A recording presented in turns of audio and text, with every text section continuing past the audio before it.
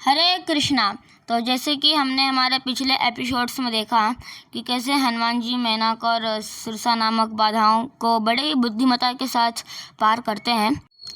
तो आगे बढ़ने पर जैसे हनुमान जी आगे बढ़ते हैं ये दोनों बाधाओं को पार करके, जो सिंधु हनुमान जी लांघते हैं तो उसके अंदर एक निशाचर थी, उसका नाम था सिम्हिका।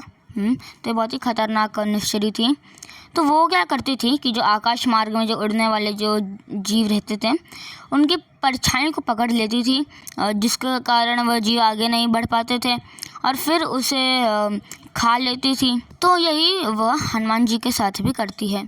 तो वह हनुमान जी की परछाई को पकड़ लेती है और हनुमान जी आगे उड़ नहीं पाते हैं, तो उसके कपट को पहचान जाते हैं और वो उसके मुख में प्रवेश करके उसे मार डालते हैं। तो अभी चलिए देखते हैं इससे हम क्या लाइफ लेसन्स सीख सकते हैं।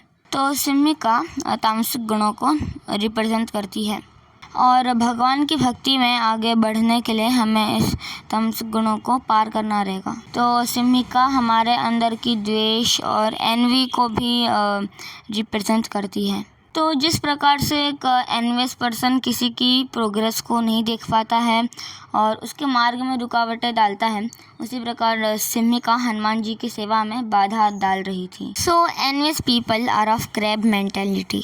तो अगर हम 4-5 क्रैब्स को एक कंटेनर में अगर हम रखेंगे तो फिर जैसे अगर कोई एक क्रैब बाहर निकलने की कोशिश करेगा तो जब बाकी के जो क्रैब्स रहेंगे वो लोग उसको नीचे खींचकर उसको ऊपर जाने नहीं देंगे। तो ऐसे ही एनवियस पीपल भी रहते हैं जो कि दूसरों के सक्सेस को टॉलरेट नहीं कर पाते हैं।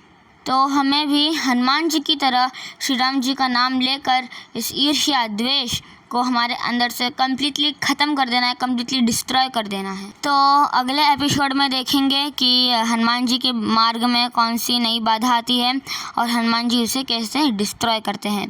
टिल देन, जय हनुमान, जय श्री राम।